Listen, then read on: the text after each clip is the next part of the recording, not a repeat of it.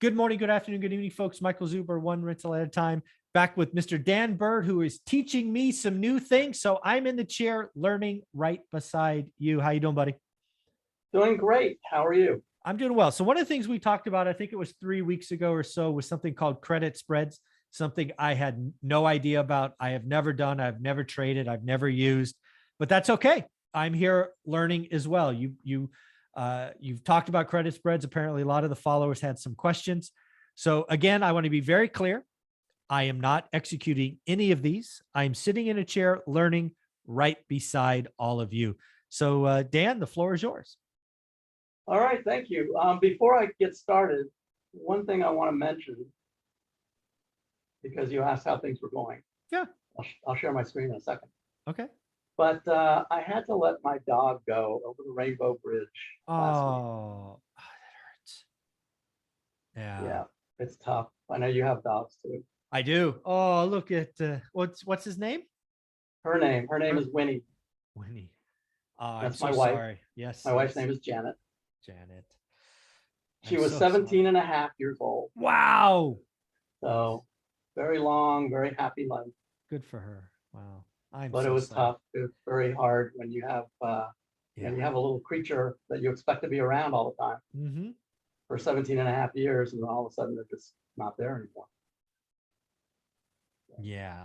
It's weird because I think I still hear her at night when I wake up, and when I go to the bathroom, I'm looking at where she's sleeping. Yeah, where she seems I'll step on her. Yeah. Right. But she's just not there anymore. So that was kind of a sad thing. Yeah, that's a hard day. Those are hard days. Yes. Right.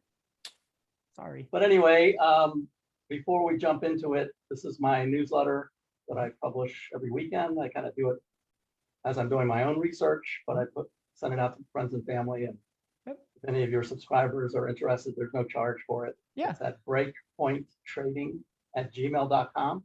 Yep. This is something something I've been getting for years now. I don't honestly have time to read it every weekend because there was so much there. But if you do want to chuckle every weekend, the cartoons he put in are amazing. Yeah, they're right at the beginning. So you just want to see the cartoon. There you go. I might start charging extra just for the cartoons. Yeah, exactly. You can have all the data, but if you want the cartoons, it's $1. Right. Exactly. So I've had a few questions from a lot of your subscribers in particular, because we did a session on credit spreads a couple of weeks ago. Yep. Just kind of educating people and helping people understand what they are. It's a great way to generate income. It's also allows you to hedge your positions. And I'll explain why here in a second. And even your IRAs, a lot of times, will allow you to do it, depending on what broker you're using. But most of them will allow you to do credit spreads in your IRA because you are limiting your risk. You also limit your upside. Yeah. But the purpose of it is to generate income, not necessarily to buy a stock and hold it and watch the stock go up. It's just a way to generate income, which for me, since I'm 6 months retired now, Social Security just doesn't cut it. Yeah. And my wife is still trying to live at the same level. Yeah. That's good. So somehow I have to generate some income. There you go. So I'm going to go through this and kind of do a refresher. It's really important for this strategy that you understand technical analysis. At a minimum, understand support and resistance. Okay. Because the whole idea of this is to create an income generating opportunity at a particular level. Right. So if you think it's going up, then you want to set a level that's somewhere around the support, or maybe a little below the support. In other words, something where you don't think it will go down to that level. Got it. Okay. If you think the market's going down, because you can do this whether it goes up or down. So you can make money if it goes down, you can make money if it goes up, it doesn't really matter.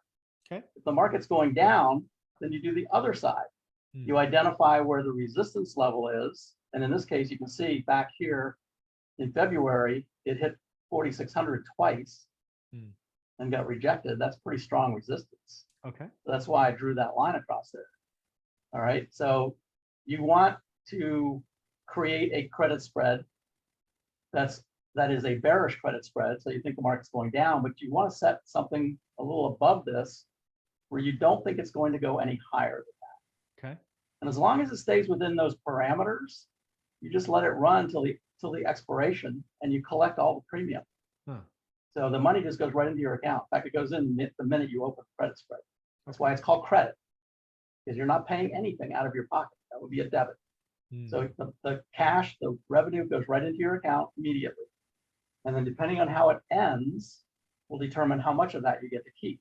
If it expires worthless at the end, in other words, if it stays below your upper limit for a bearish credit spread, or it stays above your lower limit for a bullish credit spread, then it expires worthless right in between those two, and you keep everything.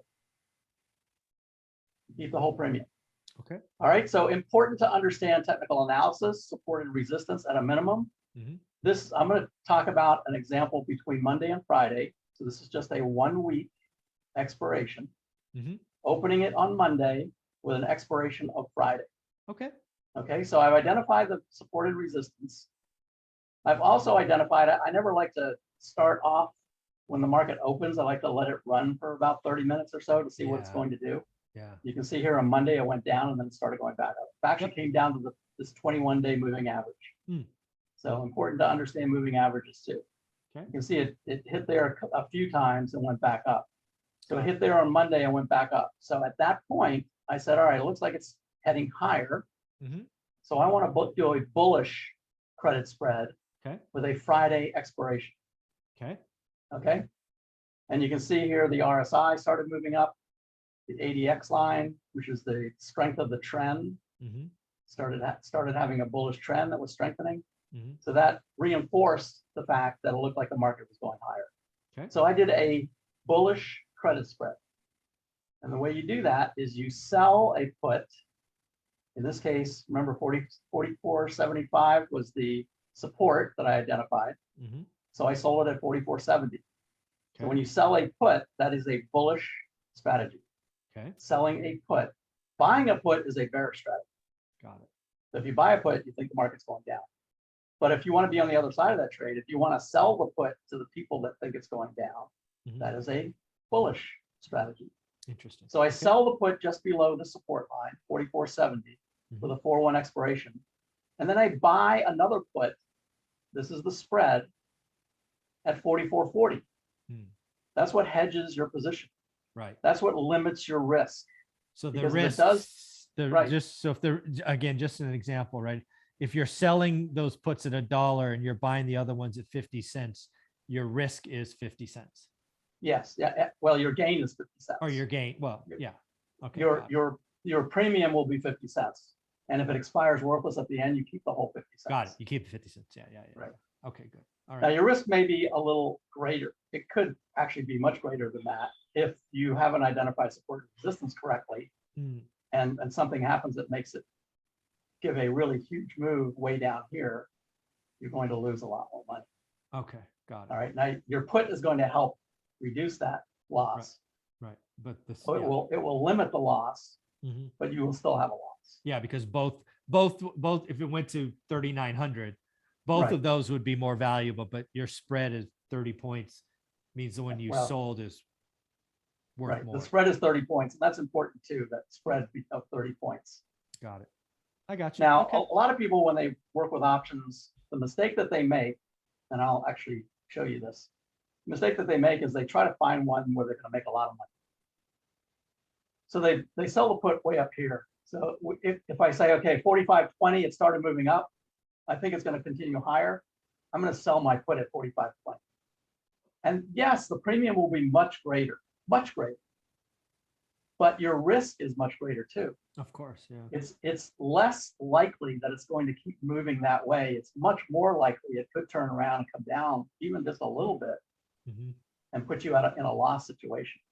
So that's the mistake that a lot of people make with options. They look for the ones that are cheap, they're buying options, and they look for the ones that have the highest premium if they're selling options, that it's closest to the actual price, but they have very little room to move.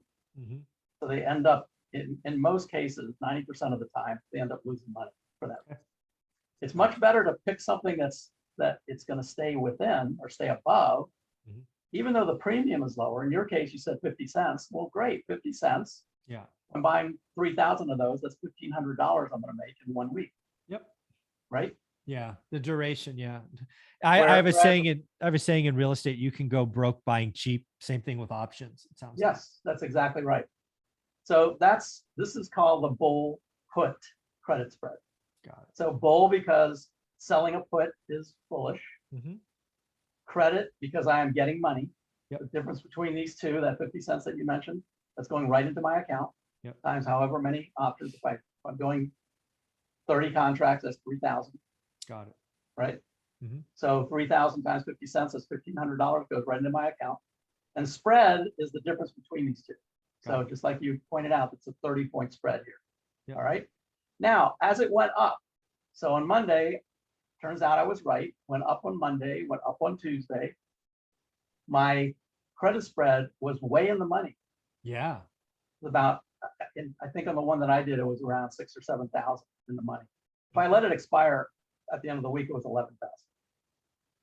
All right. I would have made 11,000. It just did exactly what it did right here. Stayed above this level. All right.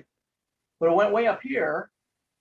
So, and then I noticed that the indicators started to go down. So I said, well, I'm going to close this spread.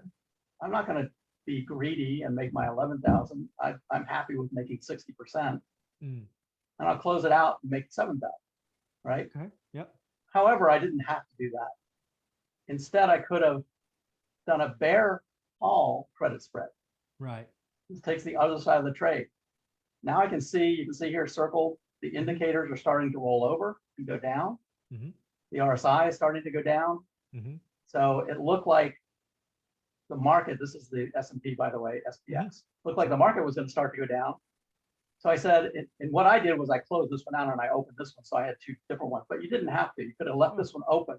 Interesting. And then open this one and say, okay, now I've got another 30-point spread, right? I'm selling the 46.20 because I don't think it's going to go any higher than that. It's starting to go down. And I'm going to buy the 46.50, 30-point spread. And sure enough, the market continued to go down. At the end of the week, it never went back up. So my credit spread was gaining traction, gaining money all the way down. In this case, I let it expire worthless and made about $5,000. Now, I didn't have to close this one out. I could have left it open. Right. And this is one of the questions that came up from some of your subscribers is, okay, I've studied this credit spreads. I kind of get it. One guy actually said I've made $2,000 in a week doing this. Nice. But a couple of questions was, but the market seems to be going against me too quickly. That's what I mentioned before. Don't try to do something so close to the price. It looks like you're going to make a lot more money, but there's less chance that you actually will. Yeah. So set it far enough away that it's within support and resistance. Yeah. And again, folks, I want to make it very clear to everybody on my channel. I am not doing any of these. I'm just learning by your side. Yeah. This is true trading. Yeah. This is something in this case, the expiration is less than a week later. Right. These options expire on Monday, Wednesday, and Friday, by the way. Got it. So you theoretically could do it 3 times a week. Now, the other question that came up was, I've seen something called iron condors. I don't really understand it. That looks too complicated to me. Yeah, it scares me just thinking about it. I have no idea. So an iron condor is nothing more than what I've just laid out here. It is a bull put credit spread and a bear call credit spread opened at the same time. Oh, or so you're taking you could actually open it later and it still would be a credit spread. So an iron condor is just the difference between these two. Okay, so you're basically calling a top and the bottom, like a safe. I'm calling a top and the bottom, and an iron condor is a great strategy to use in a sideways market, which I think we're going to have quite a bit this year. Yeah. Right, because you're bracketing in the top and the bottom, and in this case, you could do them at the same time, or you could do them just like I did. You could do if you can see it starting to go up, you can do the bullish spread first. And if you can see it starting to roll over and start to go down, you can do the bearish spread spread second. As soon as you put the second one on, it becomes an iron conduit. Got it. Okay. And in most systems, in E-Trade at least, it will automatically identify that for you. Wow. Cool. All right. So that's all it is. It's nothing complicated.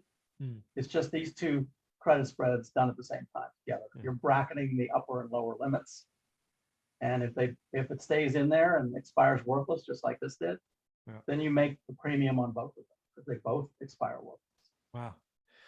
Lots of stuff here, folks. Again, I want to be very clear. I'm not doing any of these. I am simply trying to learn more just by your side.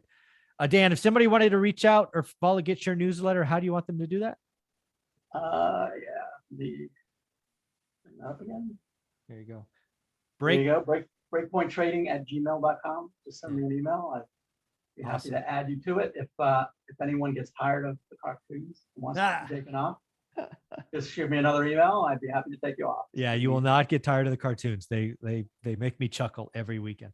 Thank you for doing all this. Thank you for helping folks. Thank you for educating me. Iron condor, didn't know what it was. Credit spreads, didn't know what it was.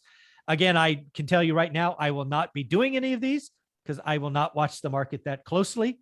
But I'm happy to learn about what is possible. Thank you very much. You bet. Thanks.